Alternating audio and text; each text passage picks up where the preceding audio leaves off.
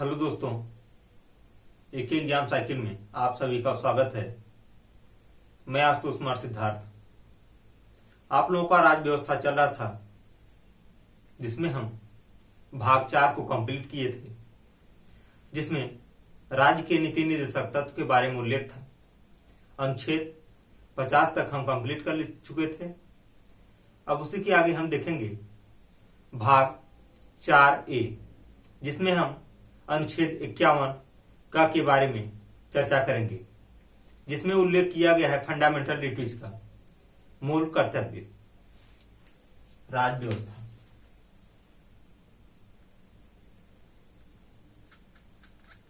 राज्य व्यवस्था, इसमें हम बात करेंगे भाग 4A,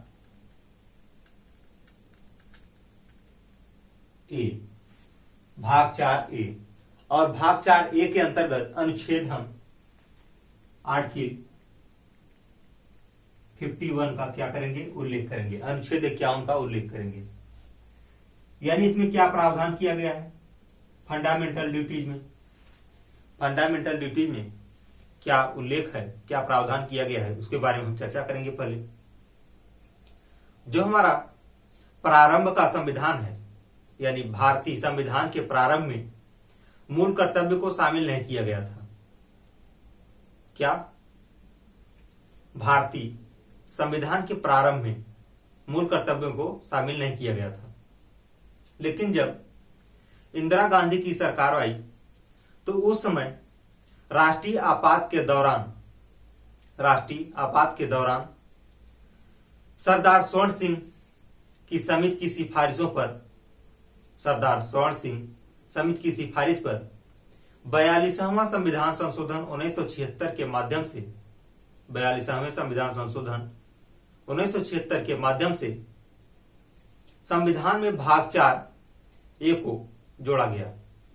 भाग 4A को तथा अनुच्छेद 51A को क्या किया गया, स्थान दिया गया, जिसके अंतर्गत 10 मूल कर्तव्यों को जोड़े गए थे।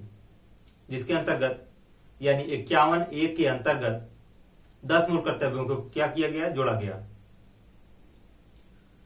तो उस समय संविधान सभा के, यानी संविधान सभा में केटी शाह ने मूल कर्तव्यों को जोड़ने की क्या किया था, सिफारिश किया था। सबसे पहले केटी शाह ने जोड़ने की सिफारिश की थी मूल कर्तव्यों को संविधान सभा में। तो सरदार स्वर्ण सिंह समिति ने कुल 12 सदस्य, सरदार स्वर्ण सिंह की जो समिति थी उसमें कुल 12 सदस्य थे, उसमें कुल 12 सदस्य शामिल थे। उस समिति के द्वारा 8 मूल कर्तव्यों की क्या किया गया, सिफारिश किया गया। किसमें, संविधान सभा में जोड़ने के लिए 8 मूल कर्तव्यों को जोड़ने की सिफारिश किया गया। मूल कर्तव्यों का प्रावधान भारत में सोवियत संघ से ग्रहण किया गया है, जो वर्तमान में रूस के नाम से जाना जाता है। जो भारतीय यानी हमारा जो मूल कर्तव्य है, ये कहां से लिया गया है, तो इसको हम सोवियत संघ यानी रूस से ग्रहण किए हैं। क्या किए हैं, इसको हम रूस से ग्रहण किए हैं।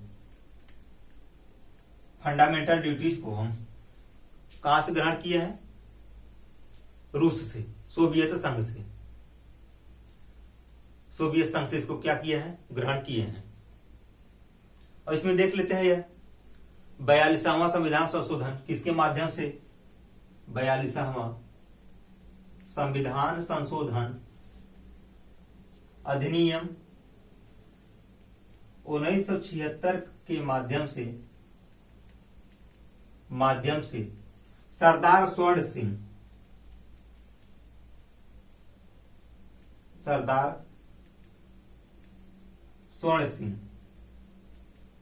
की सिफारिश पर, सरदार स्वर्ण सिंह की सिफारिश पर 42वां संविधान संशोधन के अंतर्गत क्या किया गया, हमारा भाग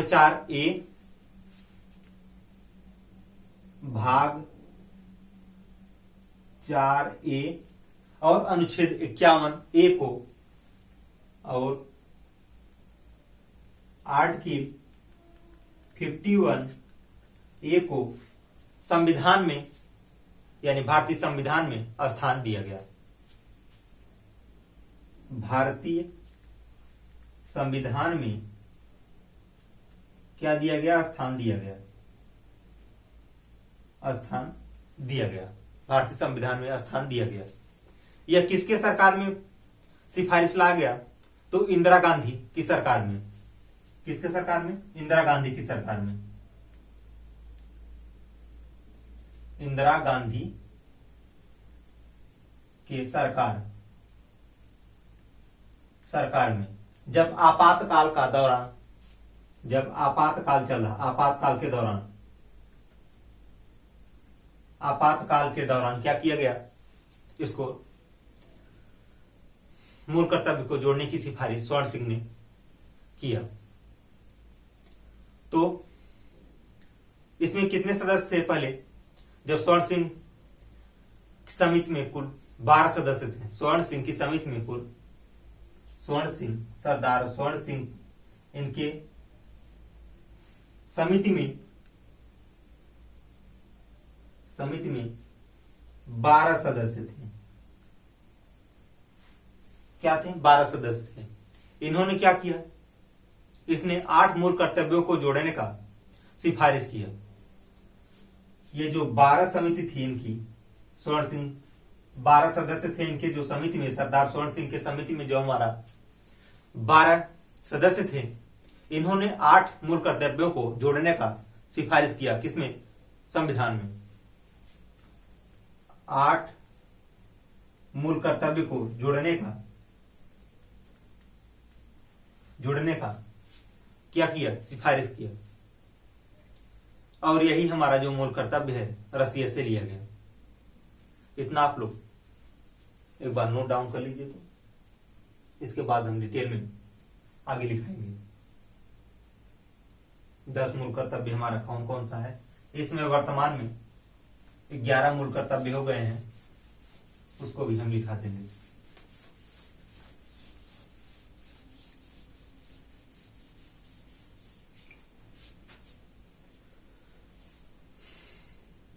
तो मूल कर्तव्य जो हमारा यह है, फंडामेंटल ड्यूटी, यह केवल भारतीयों के लिए लागू होता है। यह केवल भारतीयों के लिए फंडामेंटल, ये जो ड्यूटी जो है आपका, यह भारतीयों के लिए है। सिर्फ केवल लिख लीजिए, केवल भारतीयों के लिए, केवल भारतीयों के लिए, भारतीयों के लिए, न कि विदेशियों के लिए। विदेशियों के लिए यह नहीं है, भारतीयों के लिए है, लेकिन विदेशियों के लिए नहीं है। विदेशियों के लिए क्या है? नहीं है। यह भारतीयों के लिए लागू होता है और विदेशियों के लिए यह लागू नहीं होता है।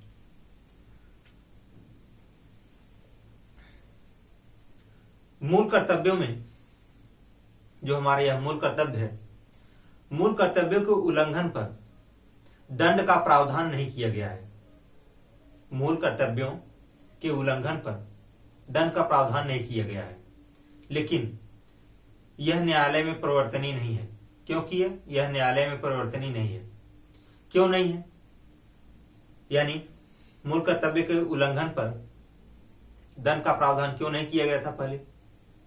क्योंकि जब संविधान हमारा बना, जब उस समय संसद जितने भी विधि का निर्माण किया, संसद जो भी विधि का निर्माण किया, उस विधि के निर्माण के द्वारा जो भी हमारा मूल कर्तव्य यानी फंडामेंटल ड्यूटीज लागू हुए, उसका अगर उल्लंघन किया जा रहा है तो उसमें दंड का प्रावधान किया गया है। जब संसद विधि का निर्माण, जब संसद विधि द्वारा निर्माण किया जा चुका है, तो इस समय जो भी हमारे मूल कर्तव्यों का उल्लंघन करेगा उसको क्या होगा? दंड का प्रावधान किया गया है। लिख लेते हैं इसको। मूल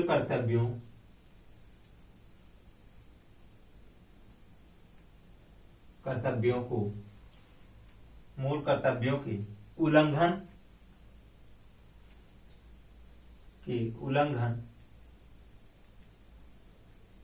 उल्लंघन पर कोई दंड का प्रावधान नहीं किया गया है।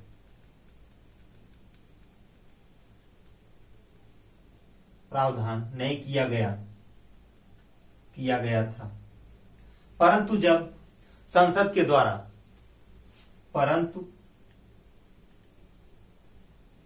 जब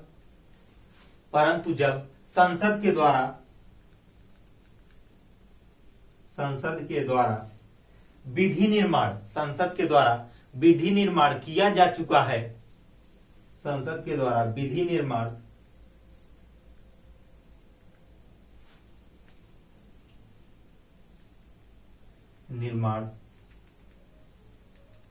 किया जा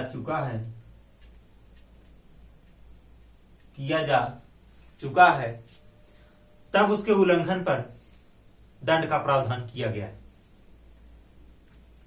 तब उसके उल्लंघन पर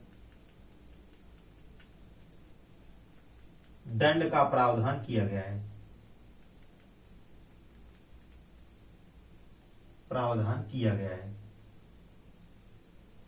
यानी संविधान जब हमारा बना था उस समय जब मूल कर्तव्य संविधान में लागू नहीं था, यानी स्थान नहीं दिया गया था, तो उस समय उल्लंघन करने पर कोई दंड का प्रावधान नहीं किया गया था।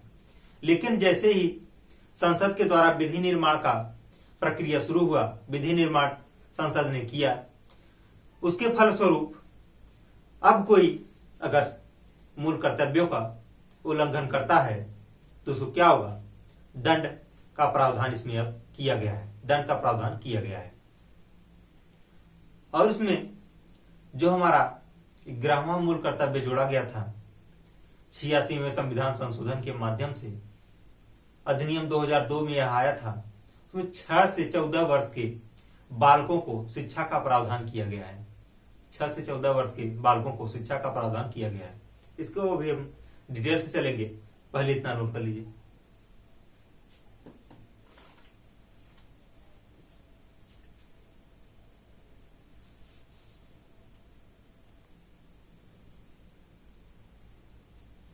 चलिए, हो गया होगा, आगे देखते हैं। यानी स्वर्ण सिंह की जो समिति बनाई गई थी उसमें 12 सदस्य थे, लेकिन 12 सदस्यों ने 8 मूल कर्तव्य जोड़ने का सिफारिश किया था संविधान सभा में। संविधान में जोड़ने का 8 ही फंडामेंटल ड्यूटीज को जोड़ने का सिफारिश किया था।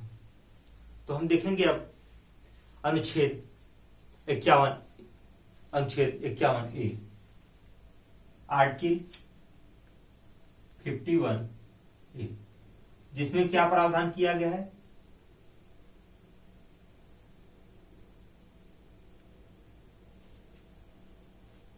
फंडामेंटल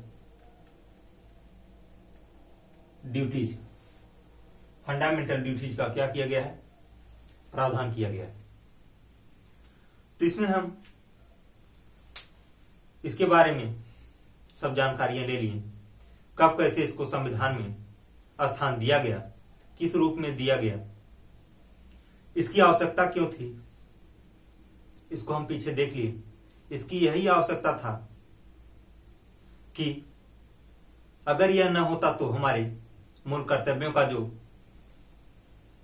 सम्मान किया जा रहा है यह नहीं किया जा रहा होता। जैसे मूल कर्तव्य में हमारा राष्ट्र ध्वज हो गया, राष्ट्रगान हो गया, संस्था हो गए, और ऐसे विभिन्न प्रकार के जो हमारे मूल कर्तव्य हैं उनका पालन सही ढंग से नहीं किया जा रहा होता।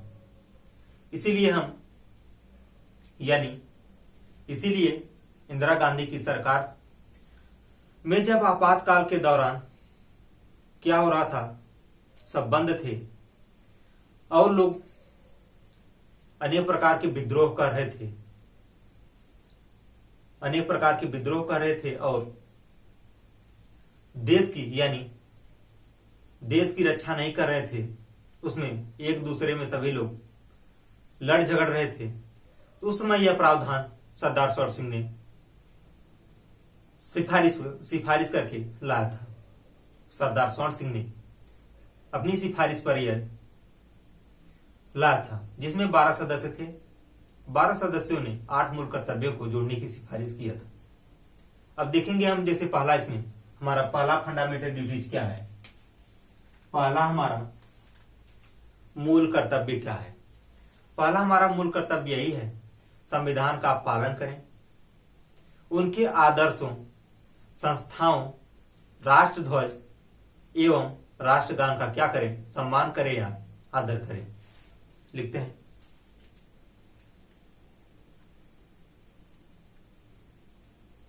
संविधान का पालन करें,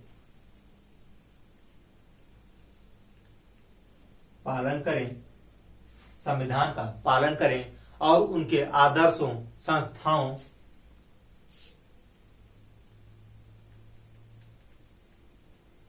उनके आदर्शों,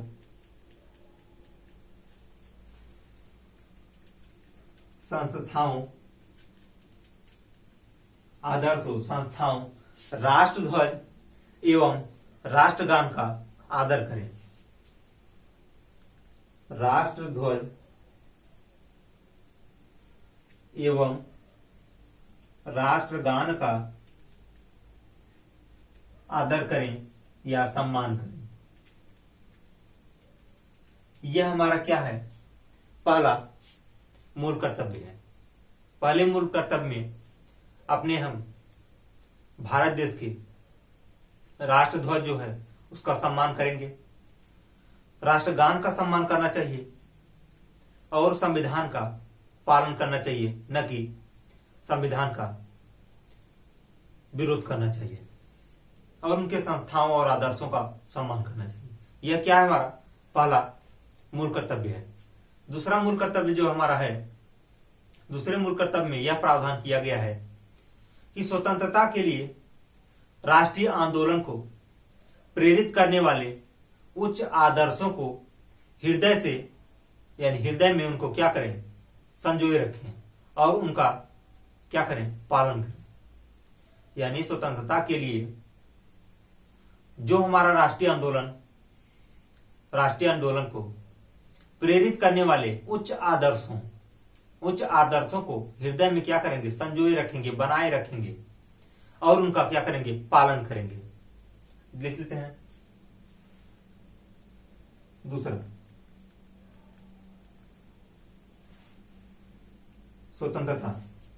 स्वतंत्रता के लिए राष्ट्रीय आंदोलन, स्वतंत्रता के लिए राष्ट्रीय आंदोलन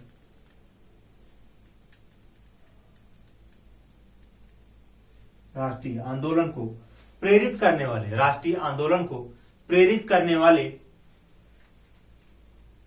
आंदोलन को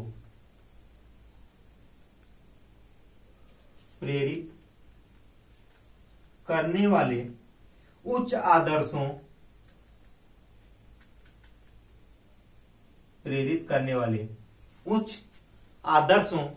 को हृदय में संजोए रखें, उच्च आदर्शों को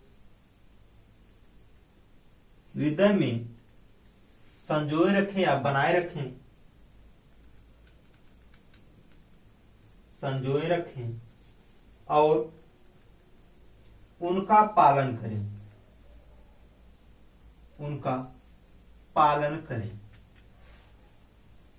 क्या है हमारा दूसरा मूल कर्तव्य। स्वतंत्रता के लिए जो राष्ट्रीय आंदोलन को प्रेरित करने वाले उच्च आदर्शों को हृदय में संजोए रखें या बनाए रखें और उनका क्या करें, पालन करें। यह हमारा दूसरा मूल कर्तव्य होगा। तीसरा मूल कर्तव्य देखेंगे, उससे पहले आप लोग 2 ये नोट कर लीजिए मूल कर्तव्य।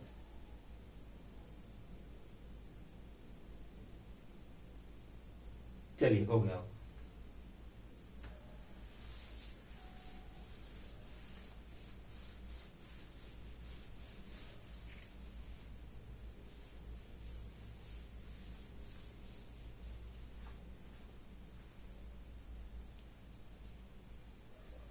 तीसरा देखेंगे हम फंडामेंटल ड्यूटीज।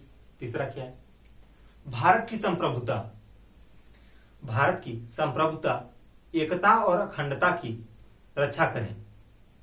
भारत की संप्रभुता, एकता और अखंडता की क्या करेंगे? रक्षा करेंगे और उनको अक्षुण्ण बनाए रखेंगे, उनको अक्षुण्ण बनाए रखेंगे। भारत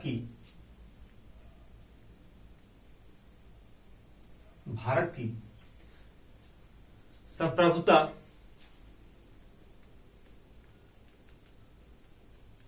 संप्रभुता, एकता और अखंडता, एकता और अखंडता की क्या करेंगे? रक्षा करेंगे। अखंडता की रक्षा करें, अखंडता की रक्षा करें और उसे अक्षुण्ण बनाए रखें। रक्षा करें तथा अक्षुण्ण बनाए रखें,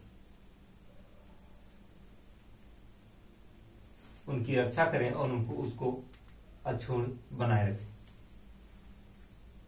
चौथा जो हमारा मूल कर्तव्य है, इसमें कहा गया देश की रक्षा करें और देश के आह्वान करने पर क्या करें? देश के जो नागरिक हैं उसका सेवा करें, राष्ट्र की क्या करें? सेवा करें। देश की रक्षा करें यानी जो नागरिक हैं भारत देश के, वो क्या करेंगे? देश की रक्षा करेंगे और देश के आह्वान किए जाने पर, यानी जब देश पर कोई विकट संकट आए, विद्रोह हो, तो उसमें क्या करें?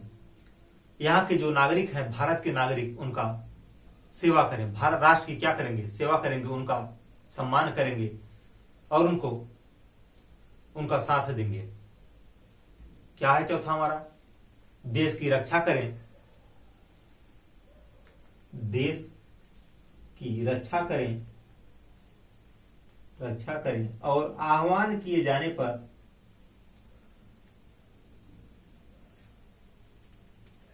किए जाने पर राष्ट्र की सेवा करें। आह्वान किए जाने पर राष्ट्र की क्या करें? सेवा करें, राष्ट्र की सेवा करें। यह यहाँ के नागरिकों का यह कर्तव्य बनता है। 4 हमारे मूल कर्तव्य कंप्लीट हुए, इतना नोट कर लीजिए। इसके बाद 5वां बताएं।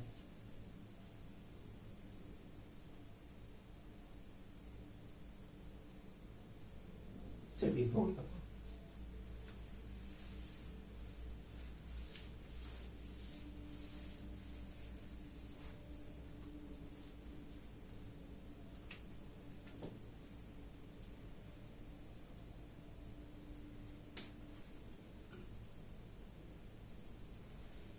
पांचवा मूल कर्तव्य हमारा,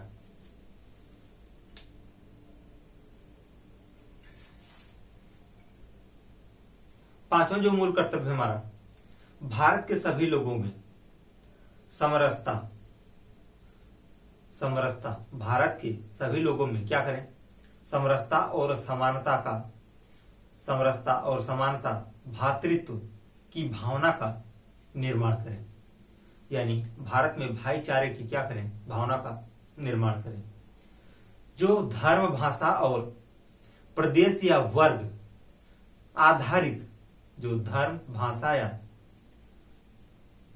भाषा और प्रदेश या वर्ग आधारित सभी प्रकार के भेदभाव से क्या हो? परे हो, भेदभाव से परे हो। ऐसी प्रथाओं का त्याग करें जो महिलाओं के सम्मान का विरोध करता है। ऐसी प्रथाओं का त्याग करें, परित्याग करें जो स्त्रियों के सम्मान के साथ गलत व्यवहार करता है या स्त्रियों के विरुद्ध कार्य करता है। ऐसी प्रथाओं का क्या करना चाहिए? परित्याग करना चाहिए। यह 5वें मूल कर्तव्य में इसका उल्लेख किया गया है। भारत के सभी लोगों में, भारत के सभी लोगों में समरसता और समान भ्रातृत्व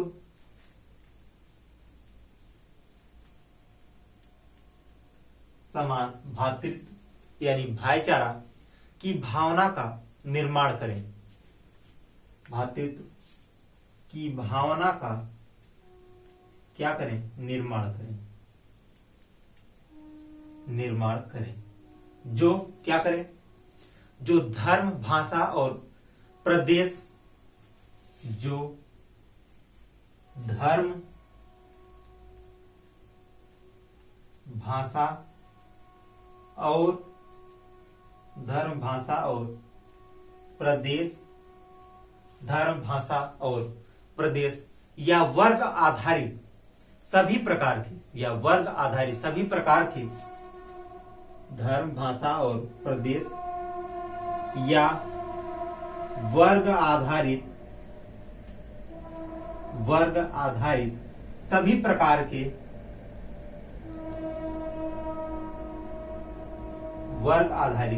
प्रकार के भेदभाव से परे हो। सभी प्रकार के भेदभाव से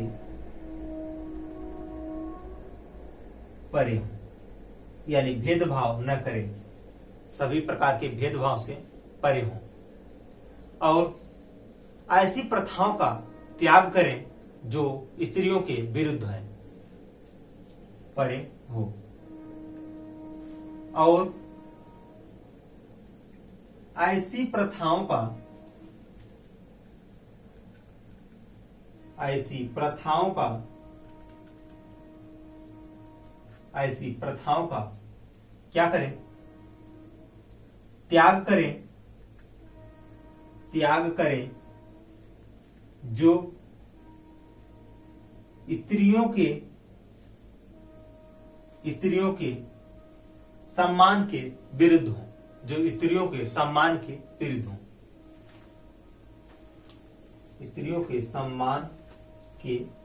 विरुद्ध हो,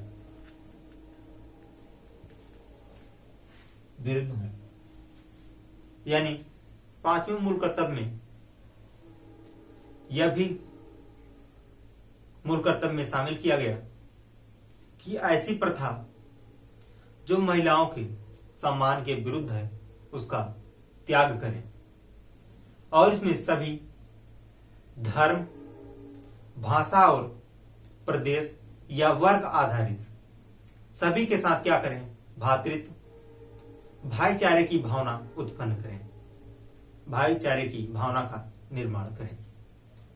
पांचवा मूल कर्तव्य आप लोग नोट कर लीजिए, इसके बाद अगला बताएं।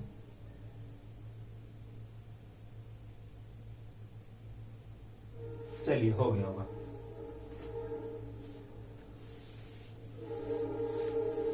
अगला जो है हमारा छठा मूल कर्तव्य,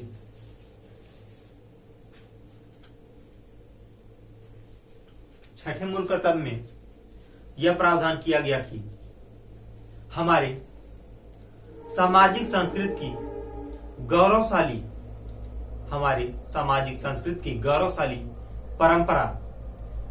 परंपरा का महत्व समझें, गौरवशाली परंपरा का महत्व समझें और उनका परिरक्षण करें।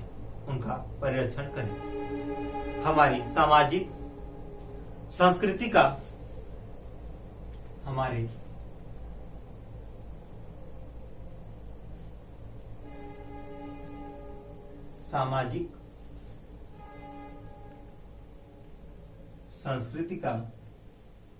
सामाजिक संस्कृति का गौरवशाली परंपरा, संस्कृति की गौरवशाली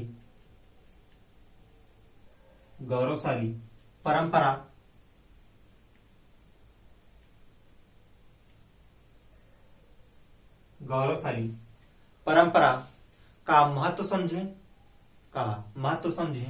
और गौरवशाली परंपरा का महत्व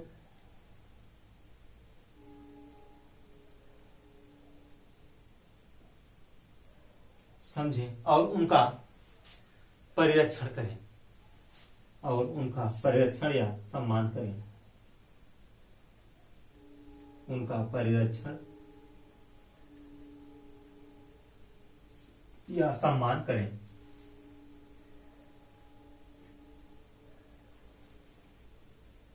यह हमारा छठा मूल कर्तव्य हुआ। सातवां जो हमारा मूल कर्तव्य है, सातवें मूल कर्तव्य में कहा गया प्राकृतिक पर्यावरण। प्राकृतिक पर्यावरण जिनके अंतर्गत वन, झील, नदी और वन्य जीव आते हैं, उनका क्या करें? रक्षा करें और प्राणी मात्र के लिए दया भाव की, प्राणी मात्र की दया भाव रखें, यानी प्राणियों को न मारें, वन की कटाइयों पर रोक लगाएं, झील, नदी, ये सब जो है उसको साफ सुथरा रखा जाए। इन सभी के लिए सातवें मूल अधिकार में स्थान दिया गया। सातवां मूल अधिकार लिख लेते हैं। हमारे पर्यावरण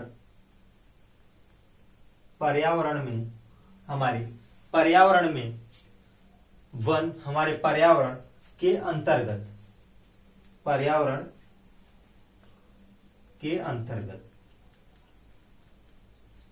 वन, जैसे वन,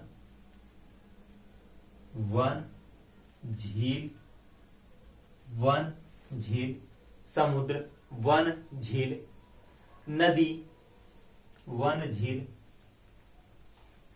और वन्य जीव आते हैं। वन्य जीव आते हैं, यानी हमारे पर्यावरण के अंतर्गत क्या क्या आते हैं? वन, झील, नदी, ये सब आते हैं। इनका क्या करें? इनका रक्षा करें, इनको बचाए रखें, इनका रक्षा करें और इनको क्या करेंगे? बचाए रखेंगे। और प्राणी मात्र के लिए दया भाव रखें और प्राणी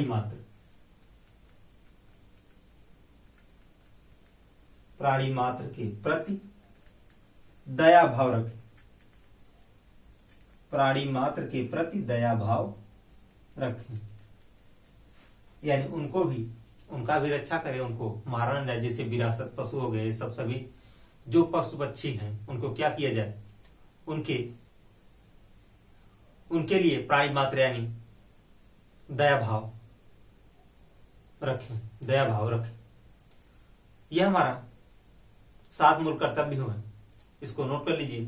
फिर आगे 8वां मूल कर्तव्य हम देखते हैं। नोट कर लीजिए।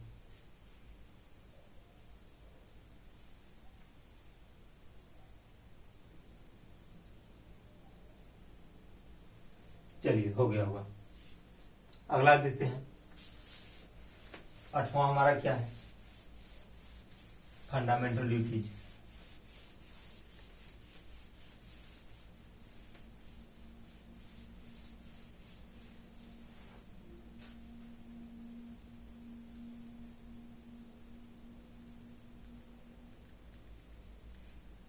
आठवां हमारा फंडामेंटल ड्यूटीज क्या है? इसमें वैज्ञानिक दृष्टिकोण को प्रावधान किया गया है। वैज्ञानिक दृष्टिकोण का प्रावधान किया गया है। जैसे वैज्ञानिक दृष्टिकोण से मानववाद और ज्ञानार्जन तथा सुधार की भावना का विकास करें। वैज्ञानिक दृष्टिकोण से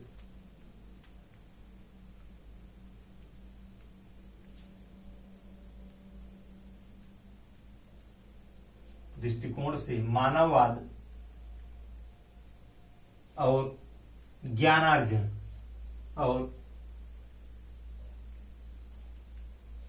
ज्ञानार्जन का क्या करें? सुधार। ज्ञानार्जन का सुधार की भावना का विकास करें। सुधार की भावना का वैज्ञानिक दृष्टिकोण से मानववाद और ज्ञानार्जन का सुधार की भावना का विकास करें। भावना का विकास करें। यानी इसके अंतर्गत वैज्ञानिक जितने भी इंस्ट्रूमेंट होंगे, जो भी होंगे, उसको बढ़ावा दिया जाएगा। उसमें यह मूल कर्तव्य के तहत शामिल किया गया है। वैज्ञानिक दृष्टिकोण के माध्यम से इसको जो भी उपकरण होंगे उसको इसमें स्थान दिया गया। अगला जो हमारा है नवा मूल कर्तव्य। नवा जो हमारा मूल कर्तव्य है उसमें कहा गया कि सार्वजनिक संपत्ति को सुरक्षित रखें और उनकी रक्षा करें और हिंसा से दूर रहें। सार्वजनिक संपत्ति नौ, सार्वजनिक संपत्ति की क्या करें? रक्षा करें, रक्षा करें और हिंसा से दूर रहें, हिंसा से दूर रहें। यानी जो भी सार्वजनिक संपत्ति है उसको,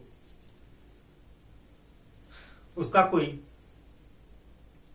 तोड़फोड़ नहीं करेंगे, उसका सम्मान करेंगे, उसको बचाए रखेंगे। जो भी सार्वजनिक स्थान है और सार्वजनिक संपत्ति है, सार्वजनिक संपत्ति के अंतर्गत जो भी हमारा सरकार के द्वारा जैसे बनाए गए पार्क वगैरह जो भी है, उसका क्या किया जाए? उसको बनाए रखा जाए, उसमें उथल पुथल न किया जाए। यही क्या है, इसमें प्रावधान किया गया है। और हिंसा, यानी जहां पर हिंसा ज्यादा हो उससे हिंसा से क्या रहें? दूरी बनाए रखें, हिंसा को बढ़ावा न दिया जाए, इसका इसमें प्रावधान किया गया है। अगला जो हमारा है मूल कर्तव्य 10वां, उसके पहले इतना नोट कर लीजिए, फिर अगला देखते हैं। चलिए, हो गया होगा 10वां, देखते हैं। 10वां मूल कर्तव्य। 10वां मूल कर्तव्य हमारा यह है कि व्यक्तिगत और सामूहिक गतिविधियों के सभी क्षेत्रों में उत्कर्ष की ओर बढ़ने का सतत प्रयास करें। उत्कर्ष की ओर सतत बढ़ने की क्या करें? प्रयास करें, जिससे राष्ट्र की प्रगति हो, जिससे राष्ट्र की निरंतर क्या हो? प्रगति हो। और जो हमारा राष्ट्र है क्या करे? बढ़ती ऊंचाइयों को प्राप्त करे, बढ़ती ऊंचाइयों को छुए। लिखते हैं इसको, व्यक्तिगत और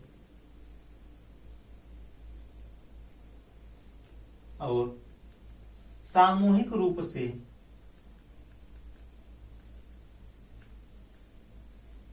व्यक्तिगत और सामूहिक गतिविधियों के सभी क्षेत्रों में, सामूहिक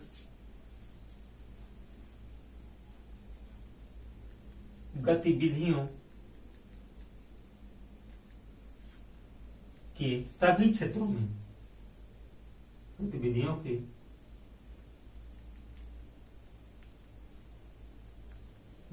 के सभी क्षेत्रों में क्या करेंगे? गतिविधियों के सभी क्षेत्र में उत्कर्ष की ओर बढ़ने का सतत प्रयास करें। क्षेत्रों में उत्कर्ष की ओर सतत बढ़ने का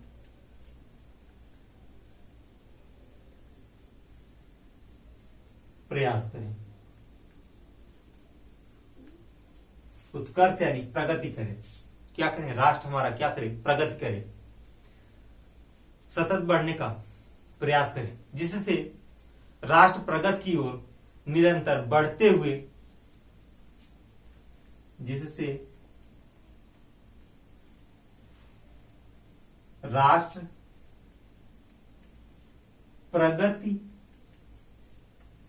प्रगति की ओर निरंतर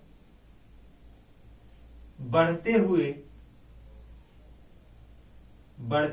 उपलब्धियों को प्राप्त कर सके, उपलब्धियों को क्या करें? प्राप्त करें। प्राप्त करे, और राष्ट्र जो है हमारा उपलब्धियों को प्राप्त करे और राष्ट्र नई ऊंचाइयों को प्राप्त करे, उपलब्धियों को प्राप्त करें और राष्ट्र नई ऊंचाइयों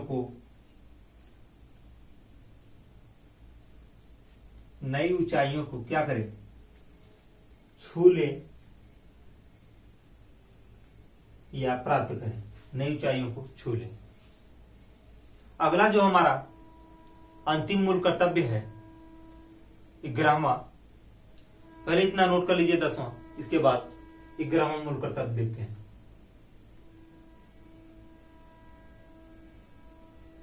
चलिए हो गया होगा, 11वां देखते हैं।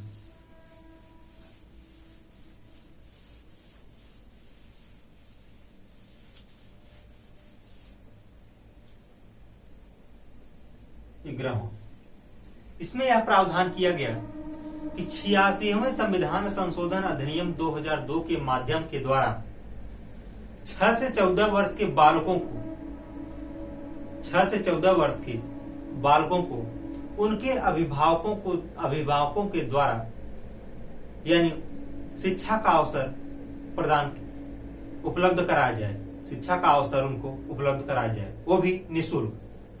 86वें संविधान संशोधन के अंतर्गत निःशुल्क शिक्षा का अधिकार प्रदान, निःशुल्क शिक्षा का अधिकार क्या किया गया है, प्रदान किया गया है, जो 6 से 14 वर्ष के बालकों के लिए निर्धारित किया गया है। 6 से 14 वर्ष के बालकों को यह दिया गया है, यानी उनके जो अभिभावक हैं उनको प्रेरित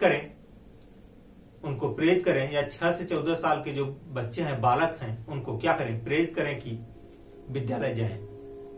लिख लेते हैं इसको भी। 86वें संविधान संशोधन अधिनियम 2002 के माध्यम से 6 से 14 वर्ष के बालकों 6 से 14 वर्ष के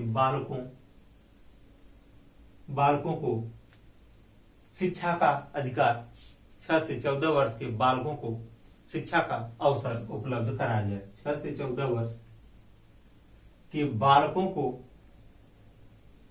शिक्षा का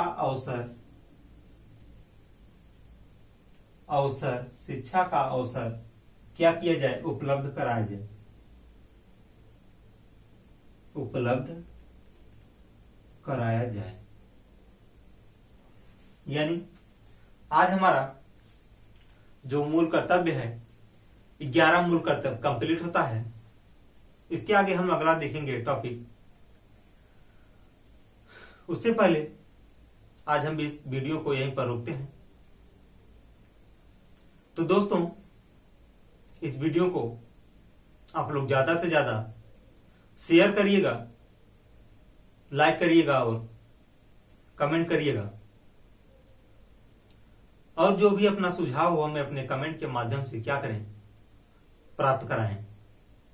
जो भी आपका समस्या हो, जो भी समस्या हो आपका, वो कमेंट के माध्यम से हमें प्राप्त कराएं, जिससे हम आपका सुझाव को देख सकें, आपके सुझाव को हम समझ सकें, देख सकें। तो दोस्तों, आज के लिए इतना ही। धन्यवाद। जय हिंद दोस्तों।